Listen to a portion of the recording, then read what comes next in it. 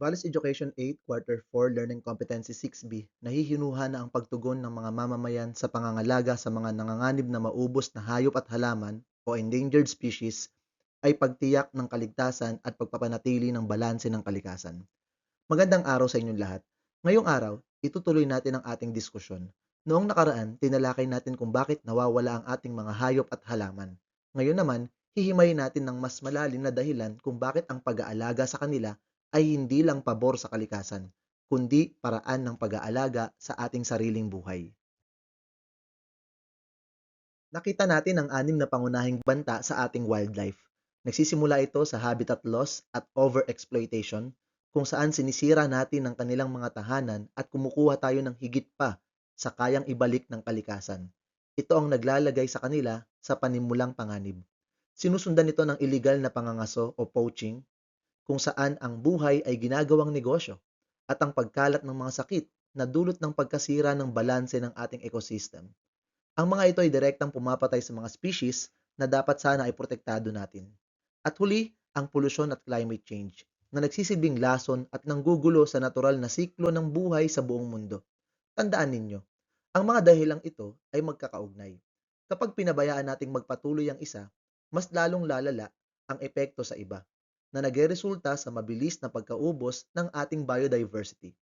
Ang anim na banta na ito ay hindi lang basta listahan ng problema. Sila ang mga puwersang bumabali sa mga gears ng ating ecological balance. Kapag ang mga sanhing ito ay hindi natin pinigilan, unti-unting hihinto ang orasan ng kalikasan.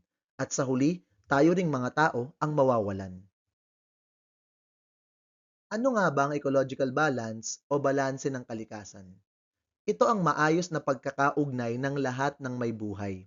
Isipin ninyo ang kalikasan bilang isang malaking orasan. Bawat gear o piyesa nito, gaano man kaliit, ay kailangang gumana para umikot ang oras. Ganito rin ang ating ecosystem. Ang bawat puno, insekto at hayop ay may mahalagang tungkulin para mapanatiling maayos ang ating paligid. Kailangang malinaw sa inyo na walang nilalang na nilikhang ng walang silbi.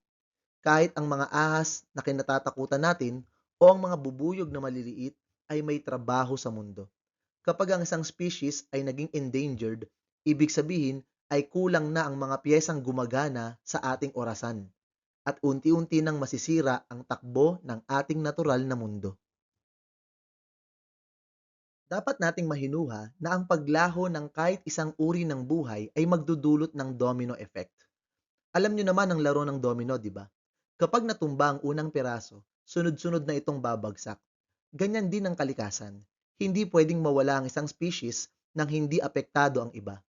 Kapag ang isang hayop ay na-extinct, ang mga hayop na kumakain sa kanya ay magugutom din at maaaring mamatay. Pag-aralan natin ang halimbawa ng mga predators o mga nangangaso tulad ng ating agila. Sila ang natural pest control ng ating mga bukid. Kapag naubos ang mga agila o ahas, walang pipigil sa pagdami ng mga daga at iba pang peste. Anong resulta? Kakainin ng mga peste ang lahat ng ating pananim at sa dulo ng domino effect na ito, ang tao ang makakaranas ng kakulangan sa pagkain o gutom. Alam ba ninyo na ang ating kagubatan ay ang pinakamalaking botika sa buong mundo? Marami sa mga gamot na iniinom natin sa ospital tulad ng aspirin o mga lunas sa malaria ay orihinal na nagmula sa mga halaman na matatagpuan sa gubat. Ang biodiversity ang nagbibigay sa atin ng mga kemikal at sustansya na ginagamit ng mga scientist para gumawa ng lunas sa mga malulubhang karamdaman. Kaya isipin ninyo ito. Sa tuwing may isang uri ng halaman na naglalaho, maaaring naglalaho na rin ang susunod na lunas para sa cancer, diabetes, o iba pang sakit na wala pang gamot ngayon. Kapag pinabayaan nating maubos ang mga endangered plants, para na rin nating tinatapon ang susi sa ating kaligtasan mula sa mga sakit. Ang pangangalaga sa kanila ay pagtiyak na mayroon tayong lunas sa hinaharap. Ang ating food security o ang katiyakan na may makakain tayo bukas ay nakadepende sa mga endangered species. Halimbawa, ang ating mga coral sa dagat ay tinatawag na nursery ng mga isda. Kapag nasira ang corals at naubos ang mga endangered sea creatures, wala nang mapupuntahan ng mga isda para mangitlog. Kapag nangyari yun, magiging kaunti ang ating mga huli sa dagat at tataas ang presyo ng bilihin. Bukod sa pagkain, ang kalikasan ay ang ating shield o kalasag laban sa mga sakuna. Ang mga endangered na bakawan o mangroves sa mga baybayin ang humaharang sa malalaking alon o storm surge kapag may bagyo. Ang mga ugat ng puno sa gubat ang humahawak sa lupa para hindi tayo ma-landslide. Ang pagliligtas sa kanila ay hindi lang isang aktibidad sa school. Ito ay pagtiyak na ligtas ang ating mga bahay at pamilya mula sa bagsik ng kalikasan. Kaya sa pagtatapos ng ating aralin ngayong araw, tandaan ninyo, ang tao ay hindi master o amo ng kalikasan na pwedeng sumira sa lahat. Tayo ay bahagi o part lamang ng sistemang ito. Kung ano ang ginagawa natin sa kalikasan, ay ginagawa rin natin sa ating sarili. Kung sisirain natin ang ating ecosystem, parang sinisira na rin natin ang bahay na ating tinutuluyan. Ang paghinuwa na ang lahat ay konektado ay tanda ng isang matalinong grade 8 student.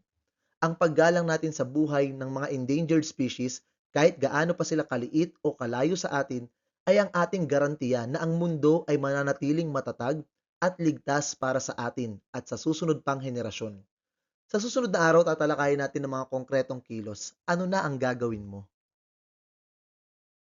At hanggang dito lamang po ang ating aralin para sa araw na ito. Sana po ay may natutuhan kayo. Salamat po sa panonood at pakikinig. Paalam!